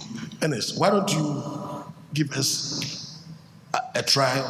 You know, we came to you first. You know, but because of the serious business-like nature of maybe the CEO or whatever, you know, he accounts to some directors or whoever, or the shareholders. If he doesn't deliver, he may be fired. You know, but if you go to the public sector, if he doesn't deliver, he may go and plead or whatever. You know, so that difference should be clear. Now look, unless they change their attitude and there's proper supervision, you know, and discipline, that divergence will always be there. It's unfortunate. It is, but Mr. Sarabia, sorry. That's the point I made earlier on. The public sector must understand their role in the economy. It's always been like it's public service. I go to work at 9, come home at 8 and 5, and so whether the work gets done or not, they get paid and go. But that is what we need to change. And indeed, from where I'm coming from, although the emphasis was on the commercial entities, we've just had a new bill passed by Parliament to take it further beyond the commercial. So the State Enterprise Commission will be State Interest and Governance Authority. State interest and governance. So you see the interest and governance. So it's not just commercial, but it's to try and get them to respond to some demand and let them be aware that you cannot do things as usual anymore. And indeed, as he rightly said, you come to work, you finish a job. It's not a time, it's the job. And even if you have to come on Saturday or Sunday, you have to show up. And then it must be linked with their remuneration. We recently, the Ministry of Finance came up with a recommendation on remuneration on board and CEOs and all that. We're still having difficulty in trying to agree because there are categories who don't agree the category we put them in. But we want to push them that your job is to facilitate the private sector's business. If Temaport, which is under state enterprise, doesn't function, the private sector businessman, Mr. NS Commission will not work because they can't get their stuff from the port. Because there's inefficiency, there's corruption there. So that's what we need to change the mindset. But it calls for supervision. It calls for a straight guideline that they know somebody's watching them. And they get to know that their influence on the economy is important. It's known that at least 50% of the assets of the state is handled by the state-owned enterprises. Mm-hmm. And then the other 50%, which they don't handle, they have great influence over them. So as she rightly said, the transport systems, if it doesn't work well, how's the private sector going to work? So that's the role that the new bill is trying to carve out. And beyond that, I have to link up with the ministers of state in policy direction, especially the Minister for Monitoring and Evaluation. When I was in school, you know, when we were kids in school, and an inspector is coming to the classroom, they don't even announce it. You see somebody standing in the window marking the teacher, and the headmaster behaves, the teacher behaves. There must be the pressure on the public sector to respond. Otherwise, they don't see their role in the economy. They think it's a job and then they go home. Okay. Please, ladies and gentlemen, you can file your questions and go to slido.com and enter GCS 2019 as the event code and submit your question so I can put it to the panel. We have about 20 minutes or so, if I'm not mistaken, to wrap this up. And I would like this to be a very nice dinner table conversation. So I'm not going to address anyone in particular. The only time I'm doing that would be if I specifically want something from you. And at this point, Mr. Edu Jr., when Mr. Asamoah Boateng was talking about the state interest and governance, it drew a very interesting reaction from you. Why did you speak? But I mean, it seems that we all agree that we can have all the great systems in place, but the people have to change. The human beings. I'm sure, as hardworking as you are, if you could sleep and get paid the same amount of money you make, you would, and probably play golf in between. So we are creatures of habit, and we would choose the least route of resistance. Do you think that in spite of the desire to make the change that we're hoping to, if we don't change the law that gives the public sector its footing, where people would, unless there's, I think it's gross misdemeanors that would get you fired, people who aren't, basically dead wood, they're transferred in the same system. So they create the cancer in one corner, and then they get thrown to another corner, and then they go and spread the cancer over there. Are we ever going to get out of this rut? Well, let me try and... No, this is for Frank, and then you can come in. Yeah. You know, I'm not blessed with diplomatic speech. I don't think that we really want to change the public sector. I think that as a country, we are in love with passing rules, regulations, and laws. And stand on platforms, go to seminars and say, we have passed this law, we have passed that law, we have passed this law. Asamoah, we're mates. Passing the law will not change anything. What stops the public sector from operating not like the private sector? You cannot operate like the private sector, but a little bit like the private sector. Why is it that if a chief director is caught doing something in one ministry, he is transferred to another ministry? Where is the deterrent in that? There's no deterrent. So this attitude will simply pass round and round and round, and business persons will suffer this problem everywhere they go. It's as simple as that. I want to ask a question. I think we should find out. 15th of April, you and I are supposed to, on 30th of April, I forget, file our taxes.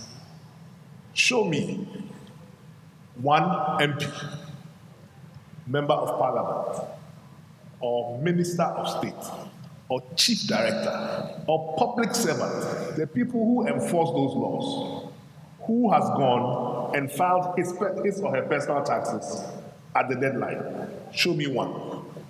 And yet, we complain about no taxes, not enough revenue from taxes. It's the same public sector.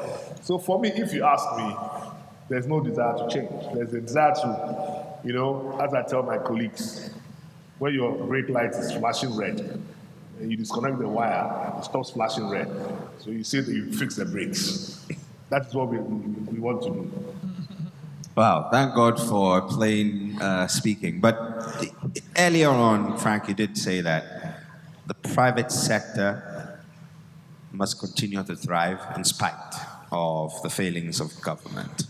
And by my personal inference, that you can drag the government along. And you've made a point, to the effect that maybe government has to learn a little from private sector. Should private sector go to government, or should government go to private sector? It's both ways. Private sector needs to go to government, and government needs to go to private sector. I believe that it's the whole construct of of politics and governance and election of a president is based on the social contract he or she has with the citizenry. But gone are the days when it was just absolute. And there's more accountability being extracted from leaders today than there ever was before. And so, but there's also rights that the private sector may demand, but it has to go with responsibilities. And that's where governance and government needs to make sure that those responsibilities are upheld as much as you want rewards. But I think just to take 2 steps back on the issue of performance in the public service. And I know that from President Kufuor's time, there's been attempts at public sector reform to change the law because it's all about the law. You can't hire and fire, which, by the way, is one of the indicators on the ease of doing business, ease of hiring and firing. And in Ghana, that's a problem. But the other part of that whole construct is that, I mean, when I was purely private sector, I used to wonder, you pay a head of a government agency as per public service commission pay, 4,592 cedis a month. That's their pay, supposed to be their pay, without allowances, etc., etc. And this fellow is going to negotiate contracts worth $200 million, etc., etc. $10,000 will seem a lot of money, right? So we had a situation where this consonance of even compensation between the private sector and the public sector created too many opportunities for people in the public sector to try and equalize it. At the same time, too, responsibilities were shared and rights were demanded. So there's a whole, sort of melting pot of issues that need to be discongregated and dealt with. Because and I can give you a parallel. Singapore, right at the time of implementing reforms, decided that their best and the private, and the best and their brightest needed to go to the public service. And today, public servants in Singapore are paid just as high salaries as you find in the private sector, because it's been made such that it's a privilege to go there first of all. But over here, there are no jobs. The public sector was a repository of jobs for, making sure that you created jobs for people from long. And it's been like that. It's only recently that we are seeing a change to the focus on private sector. So everybody finished school, and the first thing he was doing was, okay, let me go and look for some job at customs. Because customs, there's a lot of opportunity there. If I just from. I remember I had mates while in university who, every time we met each other, the slogan was customs. And I just wonder why. Because there was opportunity. Well, there are some families that have generations that have worked, in public sector and sometimes in specific institutions. I mean, like the customs, electricity. Well, I mean, you have these people. But Prof, you wanted to make a point. To do with the law. Yes. I mean, even in the absence of a new law, what stops us from having a performance appraiser? How many of our public institutions do we see annual appraisals of people? When I used to work in the UK, that used to happen annually. Mm-hmm. So you know your targets, you sit with your supervisor, you are appraised, and if you don't meet your targets, that your salary, your promotion depends on this. It doesn't happen here. Very few, if any, do staff appraisal. So basically, you pay people, they come and sit, and their promotion is based on whether I like you, I don't like you, or your political affiliation. And therefore, we will never see the change we desire. I mean, I was just looking at the doing business report. Mm-hmm. How many days it takes to register a property? 47 days. Now, if I need a loan from a bank, and I need to perfect my collateral, Mr. Edu will tell you, it's going to take ages. Mm-hmm. Recently, I was trying to take an overdraft from a bank for my business. After a month, the bank calls me. They said they cannot find the file. After a whole month, they can't find the file at Lands Commission. And that several people will recount the same problem. So for me, there has been some reforms, but I think it is so slow. And just to land, relating to UFE's point about the doing business rankings, yes, there's been some changes. We've seen a 2 percentage point increase from the previous year. But if you compare with a country like Kenya, Kenya ranks about 61, and we are 144. Compare with your peers, we are not doing well at all. And I think it's about time we look at some of these indicators and work. Okay. We're just 5 minutes shy of ending this session, and I'm going to share this 5 minutes equally amongst all of you. And I want one thing and one thing only from you. We clearly have great ambitions. If you were to advise one thing that you think should be done in terms of, I mean, the Vice President shared some stats earlier today. It says for every 10% broadband penetration, there's a 1.3% GDP improvement or growth. What one thing do you think that government, and I would want this more from the government folks on here, what you want from private sector, and what the private sector would want from government to really get this economy going? I'll start with you, Yofi. I think clearly reforms in public sector will be monumental to opening up private sector efficiency.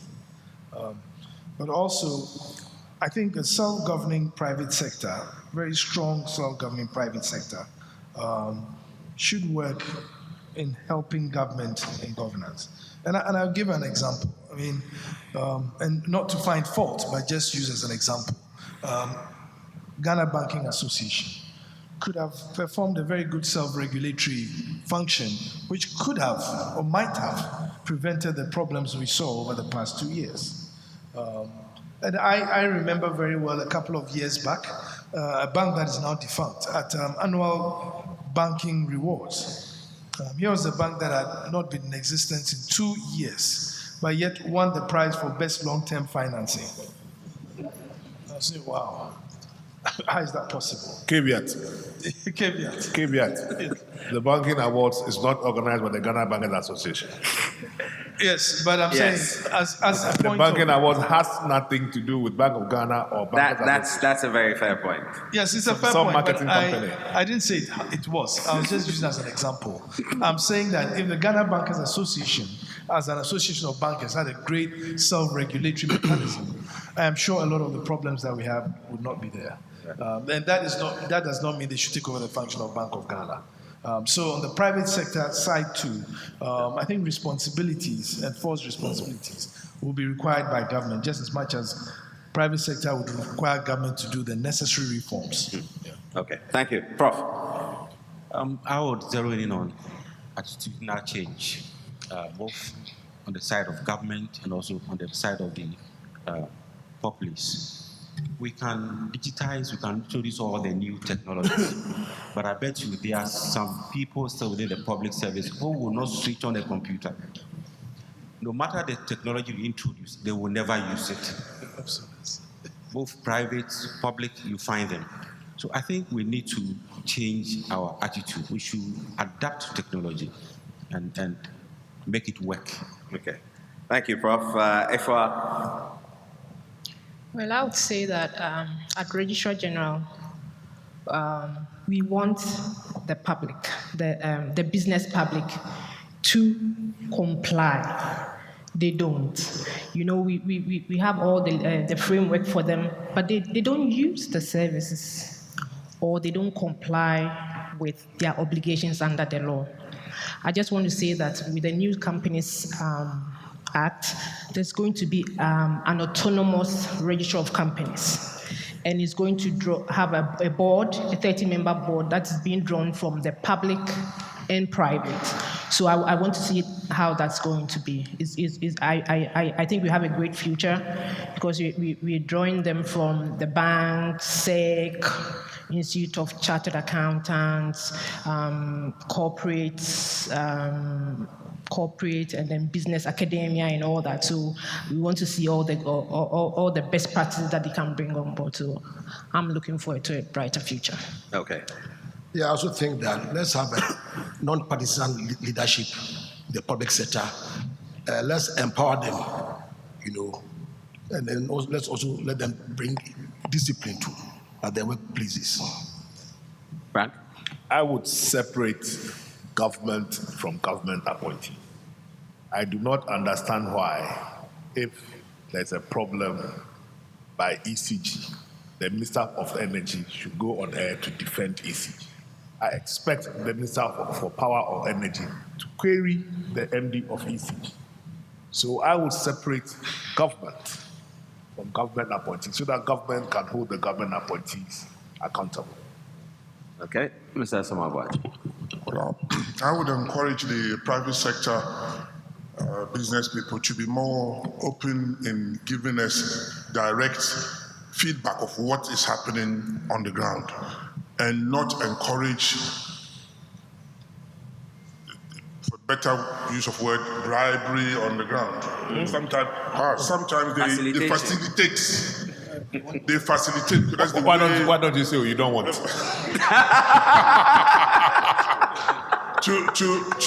stop the facility and let us have feedback that we can deal with it, because we are prepared to deal with that. Then from our side, of course, from government side, and I'm glad he said that he should separate the government business. That's what, for instance, my outfit is there. Rather than ministers or frontline politicians stepping in, you must leave it to those that deal directly with the business community and deal with the matter. And for us to do the reform and implement it. And of course, check our staff. Basically, the performance appraisal system linked to their pay. And if there are dead woods in the system, just find a way to deal with the dead woods and get those who are effective in work for the private sector to thrive. All right. Thank you. Ellen? Thank you very much. I would touch both private, public. We are in a global world. Definitely, as the world is changing, we need to also change. We are getting into the system where technology is what is going to reign. Therefore, as the private sector goes on automating and adopting technology, we need to ensure that the public sector also considers it. There's a lot of restructuring that would have to be done because, as we've identified, there's a lot of dead wood in the system. They would have to restructure. It won't lead to unemployment because certain other things which require human touch could be introduced so that we have a platform where we are all collaborating and working as part of the global world. Thank you. Thank you very much. Ladies and gentlemen, a round of applause for the panel. Ellen Fayose, she's a financial advisory partner at Deloitte, and Mr. Stephen Asamoah Boateng, Executive Chairman at the State Enterprises Commission, Mr. Frank Edu Jr., CEO, CalBank, and Mr. Ernest Bediako, CEO of NS Chemist, and Ifwa Sapong is with the Registrar General, Professor Korte, and of course Yofi Grant. Another round of applause for them, please. I think at this point I'll hand you over to Jerry, who's, yeah, yes, good. Okay, and ladies and gentlemen, he's yours truly, the Rainmaker, Inshira Ado. How about a round of applause? Ever so grateful. And so, ladies and gentlemen, you've been warm, you've been receptive. How about a round of applause for yourselves? Very amazing insights, I must say, and sincerely, we apologize for the late start of all the sessions. Certainly, it's the fault of the devil. But I know tomorrow we will begin in full throttle, and ladies and gentlemen, ain't nothing gonna stop us. Tomorrow we have a big surprise for you. SAP have come all the way to show you their amazing, cutting-edge, breathtaking innovations, which will make your businesses, ladies and gentlemen, all the more efficient. You don't want to miss that for anything at all. But before we leave, Silver Star or two have also come in handy with some goodies to end the day. I'm going to give to somebody this Michael Schumacher. Hey, did I say Michael Schumacher? Lewis Hamilton Lacoste, the latest in the Mercedes-Benz lineup. I don't know who is going to take it. Let's have the raffle bowl right now. Somebody is also going to win 1 year servicing with Silver Star. And the ultimate prize, ladies and gentlemen, will be a visit to the Mercedes-Benz Museum in Stuttgart, Germany. If a team from Slido have come to your table, please accord them the necessary assistance by giving them the feedback they deserve. It will go a long way to influence how these summits go over the years.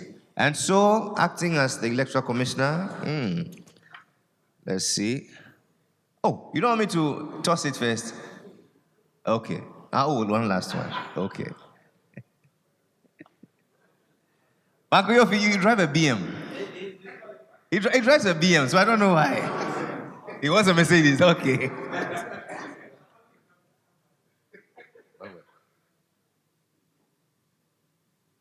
Okay, so by verification and validation. Oh, no, I'm not picking. I'm just shuffling. It's not the way your eye read. I beg, can't pick one. No, just can't pick one. I beg.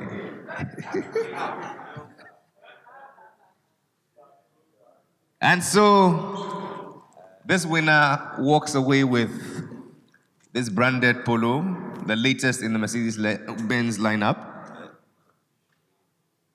Missed it. We'll take you up. I beg. All right. I think the name is Mr. Shei Fajimi. Okay. Is that him? No, I have to see him verify his biometrics. You see? So Shei is going down in 5, 4, 3, 2. Is that you? It's not. Then he's lost it.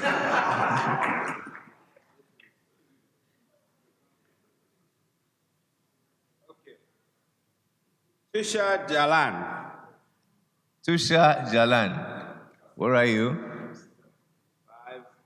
4, 3, 2, 1. Oh. Finally, we should have someone who's... Of course. Mrs. Botele Lamte, Cosmos. And there she comes, ladies and gentlemen. Can you please come with your ID card? I'm just kidding. I'm just kidding. Please come. A round of applause for her. Mr. Magaibo, General Manager Sales, Silver Star, will do the presentation. No, but Madam. Oh, Madam is medium. What's the size here? She'll give it to her husband. Okay. All right. And so, ladies and gentlemen, a round of applause. Mr. Magaibo, stay with us as we do this other one. One free service of a Mercedes-Benz vehicle. One free service. Okay. Please take it to gender sensitivity. My lady in the white coat. Yes.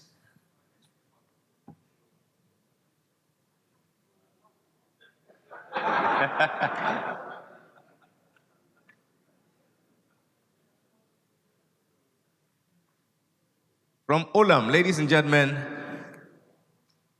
Vibe have Biswas. 3, 2, 1. He's gone to Bollywood. Okay, let's check. Mr. Magaibo, you want to see who? They don't trust you. Let's see. Ladies and gentlemen, from the Oxford Business Group, Emile Bettencourt.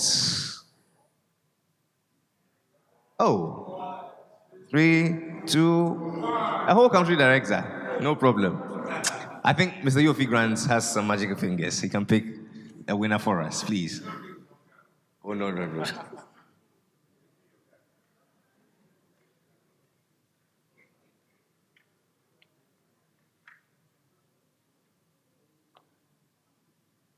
And the winner is one free service.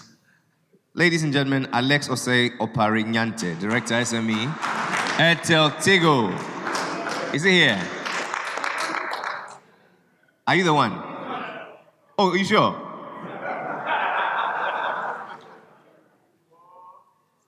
Unfortunately. Oh, are you the one? Oh, really? No wonder it's in Etel Tigo tie. Okay. But what do you drive?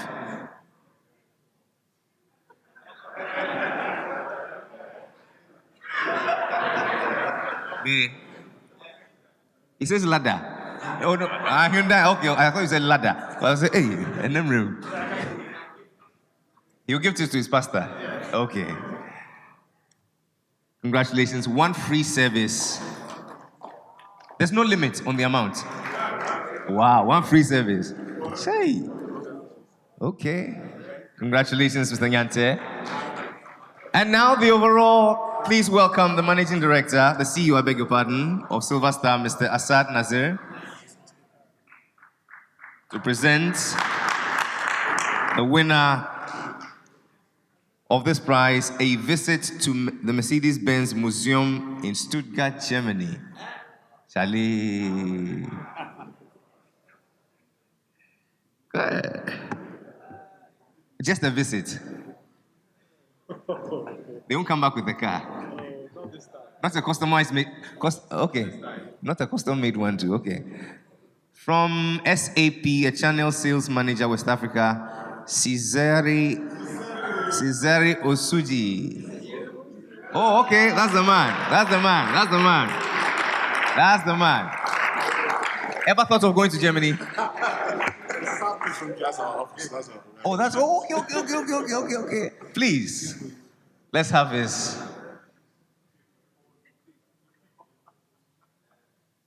How do I pick? I look like this.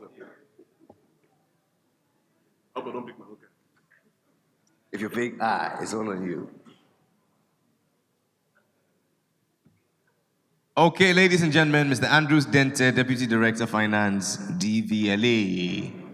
4, 3, 2, 1. It's a saddest thing. Please, let's see who else.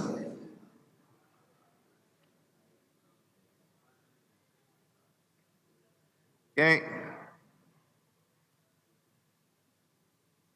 Jorge Osorio, Deftraco Group Sales and Marketing Director. Ladies and gentlemen,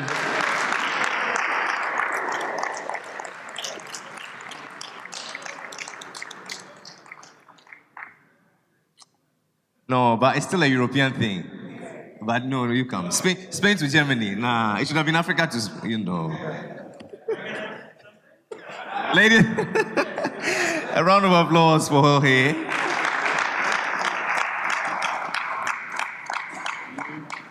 And so you have a round trip ticket to Stuttgart, Germany, and to the Museum of Mercedes-Benz. We wish you all the best. Ladies and gentlemen, a round of applause. And we say many thanks to you, Silver Star, for the kind gesture. And so this brings us to the end of day one. I trust that all of us have gained great insights in this great theme that we're reflecting on. Let's come tomorrow poised and emboldened to do more. And ladies and gentlemen, at the end of it all, we'll say that it was worth it. Jerry Ajololo is my name, and on behalf of the CEOs Network, I say thank you all for coming. Goodbye and Godspeed.